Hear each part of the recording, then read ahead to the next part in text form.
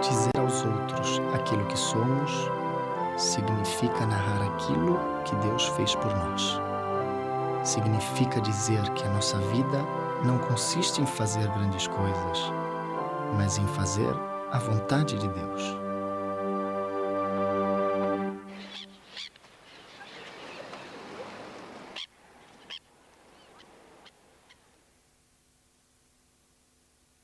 Vós, ó mães, gerastes e parturistes os vossos filhos em Deus. Neles deveis admirar uma grandíssima obra de Deus, que se serviu de vós, como fecundas geradoras para efetuá-la, e por isso deveis adorar o próprio Deus nos vossos filhos.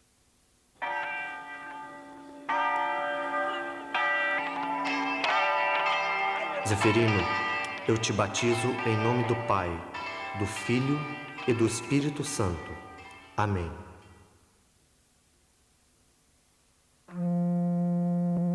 As famílias revelam seu bom caráter de bondade de acordo com a mulher que as preside e as dirige. Bondade de mulher, bondade de mãe, bondade de mãe Ângela. Se a pequena família Agostini tem o calor do afeto, da fé, do amor recíproco e da harmonia, ela, doce e corajosa, silenciosa e sozinha, faz crescer os seus pequenos, Zeferino e Urbano, com energia e confiança em Deus.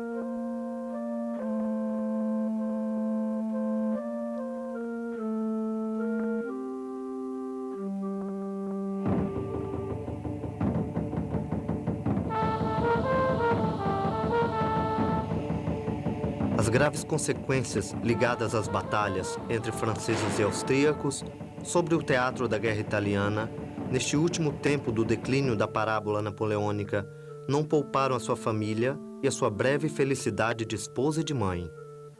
Depois de 3 anos de matrimônio, Ângela de fato perde o marido Antônio, estimado médico, morto depois de haver contraído uma doença, assistindo os feridos que se encontravam nos hospitais militares de Verona, depois da sanguinária Batalha de Caldiero. Pouco depois, a cidade passou sob a dominação austríaca.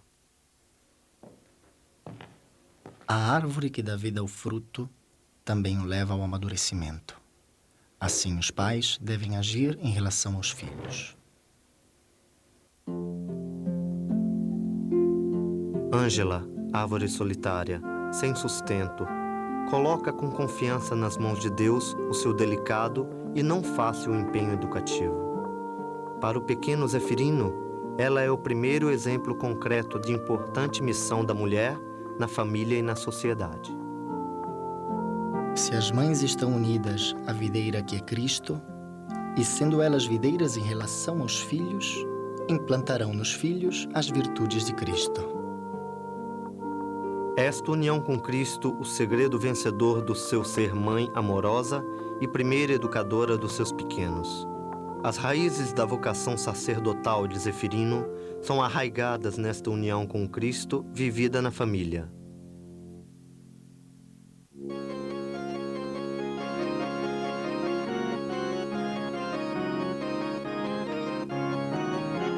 A sua ordenação sacerdotal, celebrada no dia 11 de março de 1837, é a última etapa de um caminho de formação cultural e moral que se consolida com o tempo no seio da família, da paróquia e do seminário. Ele frequenta com assiduidade a escola de doutrina cristã e o oratório.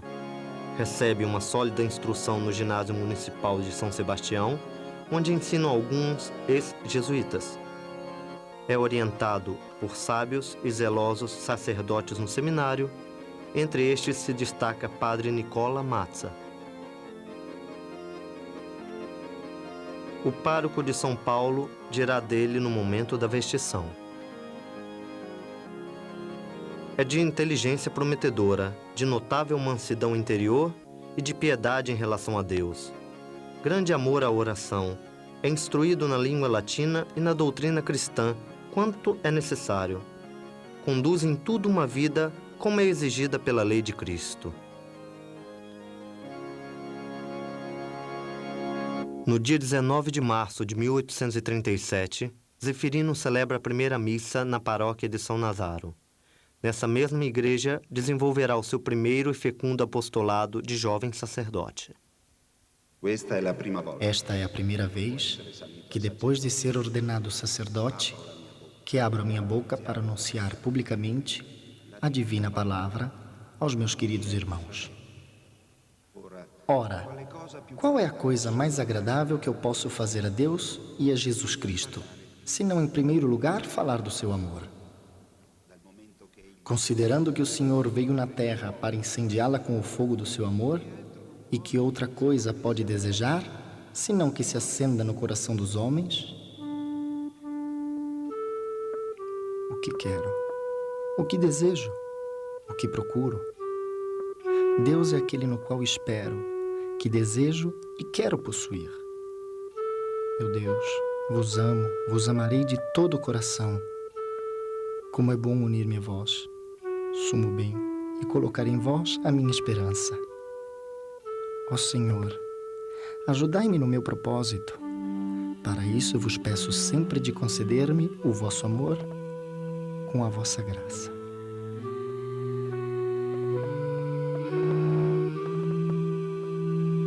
Depois da ordenação, a atividade do jovem padre Zeferino é intensa e solícita. Pregações assíduas, fervoroso e zeloso no apostolado da confissão, assíduo colaborador na cúria, onde desenvolve a atividade de coadjutor, dedica-se à catequese e ao oratório juvenil.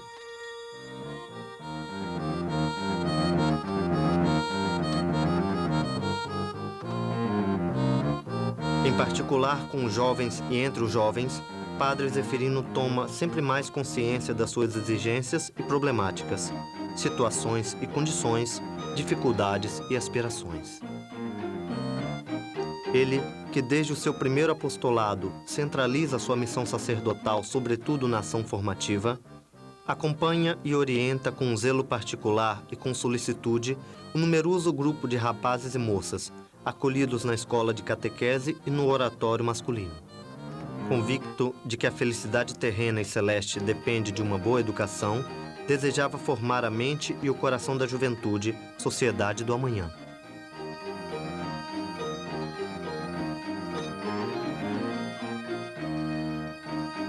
Quanto mais se empenha na atividade, tanto mais toma consciência das muitas e variadas necessidades da paróquia de São Nazaro. Vasta, ou melhor, vastíssima, tornou-se depois do decreto napoleônico de 1806, que concentrava as paróquias, estendendo os seus confins fora dos muros, por um raio de 5 quilômetros aproximadamente. Um território extenso, onde hoje existem 7 paróquias. Compreendia, consequentemente, uma zona de cidade dentro dos muros de Porta Vescovo e uma vasta área rural. A marcante diferença entre as duas realidades evidenciava-se muito sobre a população um tanto heterogênea e diversificada, seja pela atividade, pelos costumes e pelas condições de vida. A isso acrescenta-se o elevado número de habitantes. A paróquia era uma das mais numerosas da cidade, com aproximadamente 6.000 fiéis. O jovem padre Agostini, quanto mais intensifica o seu trabalho, mais se sente enraizado nela. Em 1845 é nomeado pároco e esta missão durará por mais de 50 anos. Ele não se afastará mais da sua paróquia e dos seus paroquianos até 1896, ano da sua morte. Apoiam-se sobre os meus pobres ombros os sacrossantos e formidáveis ofícios do ministério pastoral, nesta paróquia tão extensa e numerosa, e entre os meus queridos paroquianos.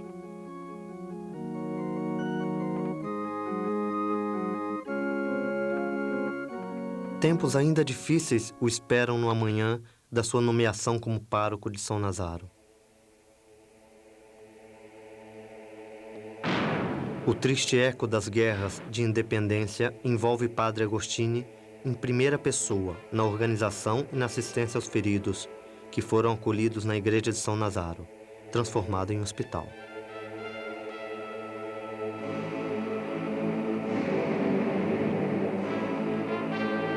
Ele se dedica a eles dia e noite, de forma incansável e solícito, sem negligenciar os seus compromissos paroquiais.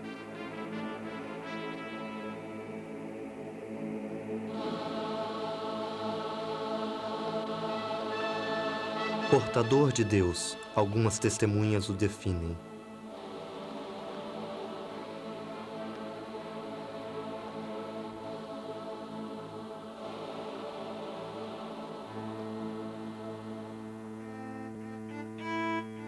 As novas problemáticas eclesiástico-religiosas em relação às tendências políticas do tipo liberal e secularista que anexaram o Vêneto à Itália fá-lo-ão sentir ainda mais viva a sua responsabilidade de pároco.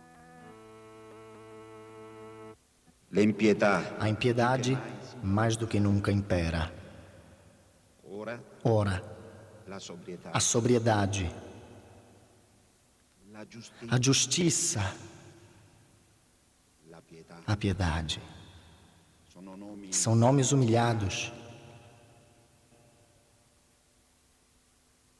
e zombados. Convencido que a participação dos católicos à atividade sociopolítica obtém energia e impulso a partir de uma sólida formação humana e cristã. Por isso, ele está entre os primeiros párocos a instituir, sob o impulso da obra dos congressos, o Conselho Paroquial. Dá vigor às associações laicas já existentes e suscita outras novas, como a Pia União das Mães Cristãs. É grande a influência de cada mulher e de cada mãe na sociedade e na família. A vossa missão, ó mães, desenvolve-se no santuário da família. E é maravilhosa, porque é a origem fecunda de todo o bem. Vivei e comportai-vos de maneira que as vossas criaturas possam espelhar-se em vós. E aquilo que desejais que eles façam, façai-o vós, em primeiro lugar. A mulher é a primeira educadora e é o eixo em torno do qual gira o bom andamento da família, em cuja base deve reinar o verdadeiro amor. Um dos principais deveres da esposa em relação ao marido é de ter um amor sincero e constante, fiel e casto. 4 características que se sintetizam na palavra amor cristão.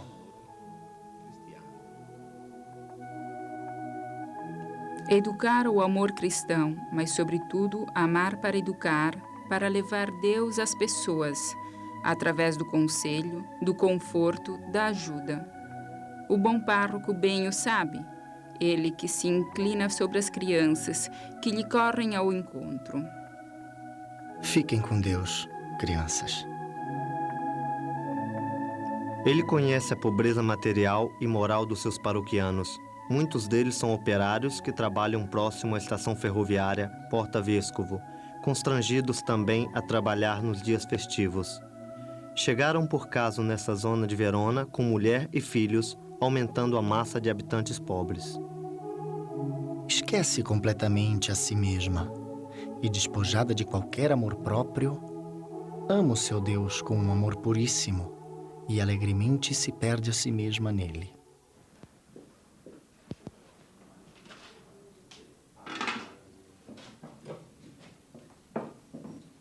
Mas Padre Agostinho é prático.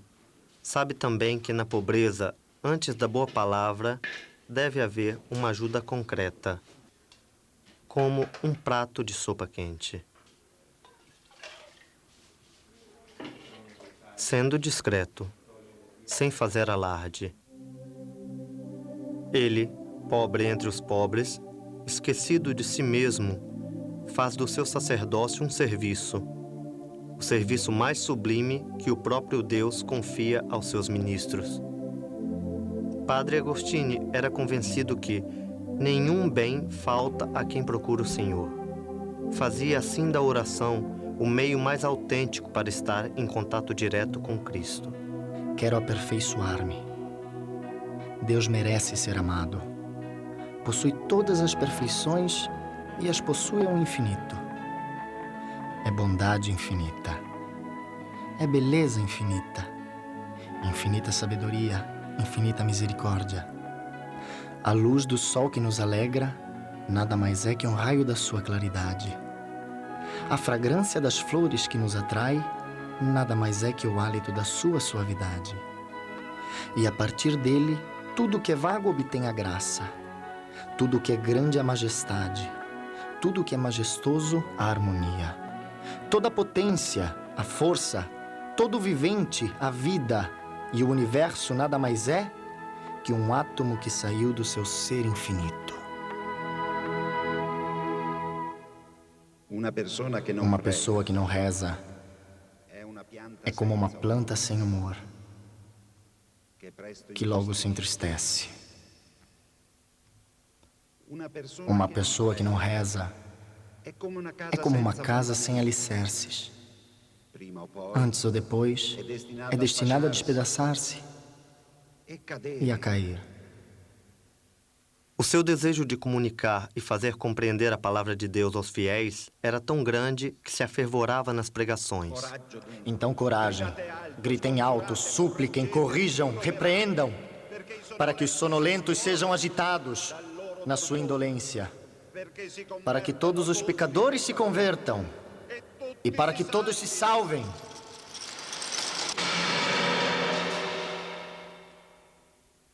Ele era tão comprometido com a sua pregação que nenhum imprevisto fazia perder a calma. Estava sempre a serviço do seu povo, passava horas no confessionário, pronto para aconselhar, encorajar, abençoar, absolver. Com prudência e sabedoria. Vivia a fé ativa na caridade. Não é suficiente mandar e exortar. É necessário colocar as mãos na obra. Como conhecer Jesus? Crendo, fazendo, praticando aquilo que ele ensinou.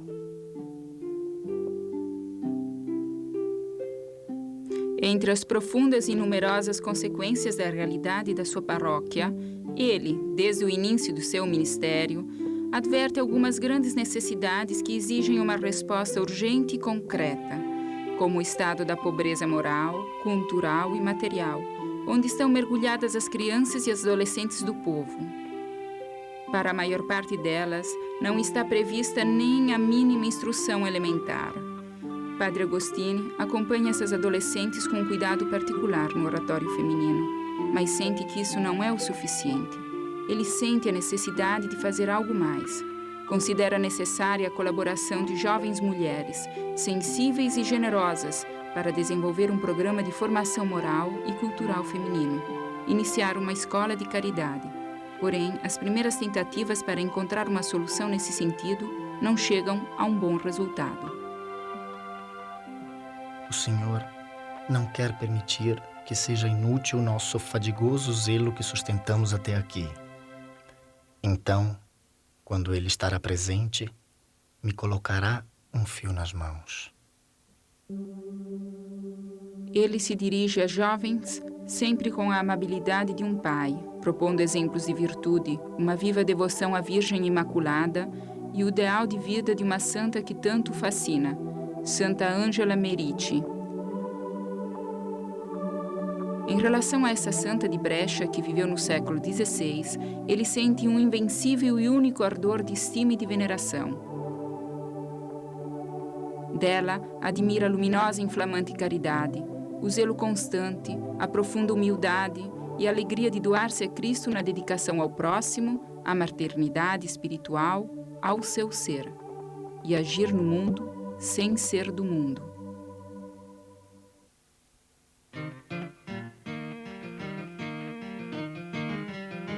No cuidado das jovens do oratório, Padre Zefirino introduz também os momentos sadios de recreio, considerados indispensáveis no caminho formativo da pessoa. E tendo uma inclinação para a composição, ele escreve textos didático-educativos para jovens damas. Como bom veronês, prevê que no carnaval os nhoques não faltem. Trazem o gosto e o sabor das simples e familiares tradições locais.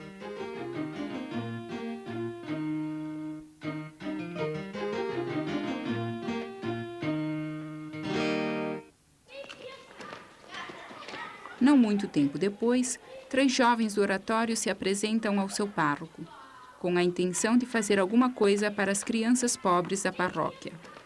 Para a Fiorenza, a Ana, a Maria, Padre Zefirino, com firmeza paterna, indica o único modo que pode infundir segurança em cada decisão da vida: a voz de Deus. Padre Agostini, com cautela e prudência, espera e reza. Muito bem. Mas aonde estão os meios? Eu não os tenho. Vocês não os têm? Vão até lá e rezem. A oração é a chave da espera, a paciente prudência, a sutil, mas robusta trama da tela sobre a qual borda a providência. Mais uma vez elas tentam, mas recebem a mesma resposta. Mas a firme decisão das 3 jovens, as quais, depois de um tempo se unem outras, fornecem ao Padre Agostini o marco inicial de um incipit, no qual o elemento que aparece sempre mais claro é a providência. Será este o fio que o Senhor me coloca nas mãos? Padre Zefirino se aniquila a si mesmo e como nunca se abandona a Cristo.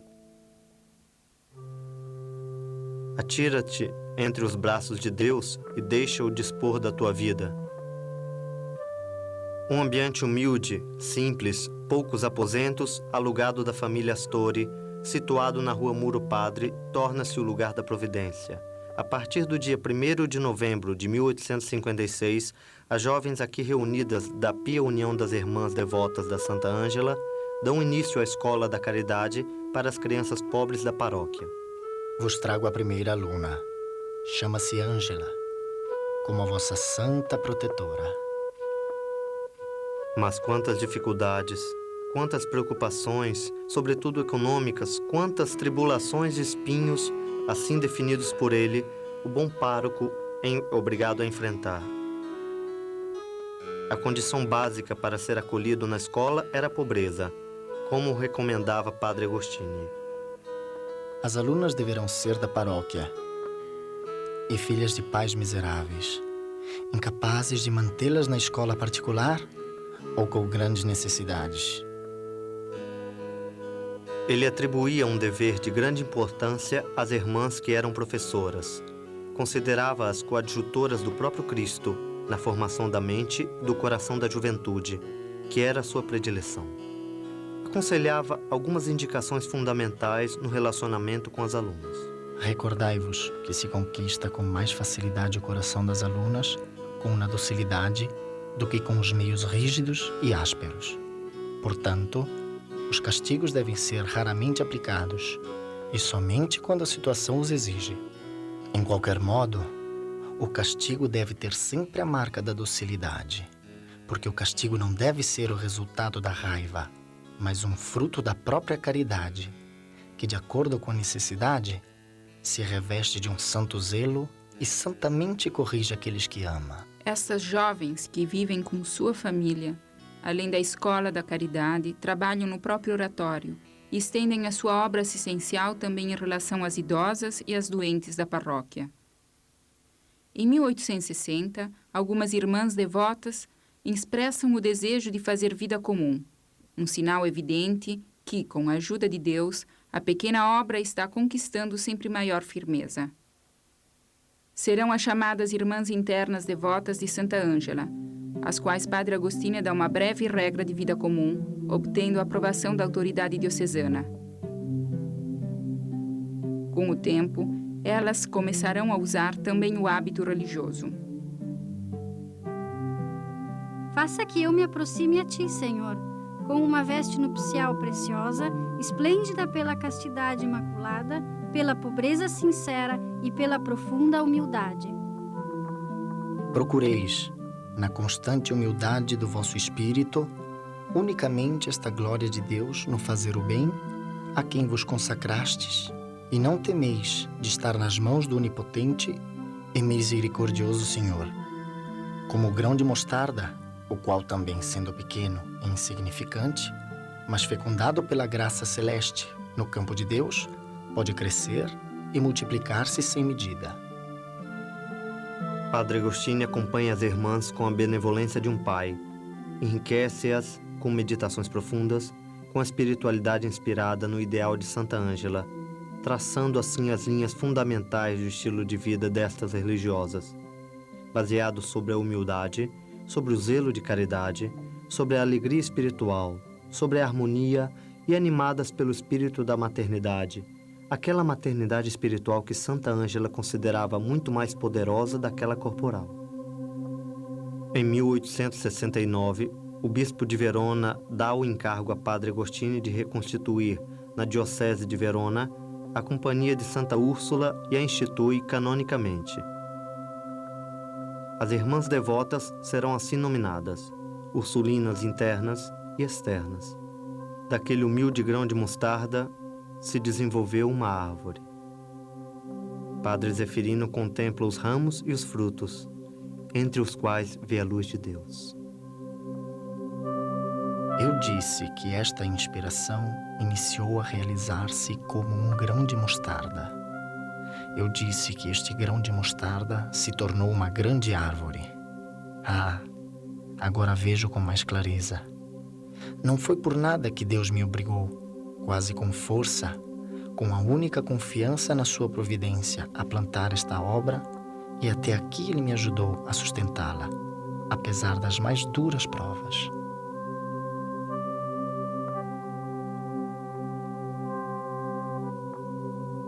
Ele compreende que foi e deve continuar sendo, em cada momento da sua vida, um humilde instrumento nas mãos de Deus. Um instrumento que quer desaparecer, como ele anota nas suas memórias.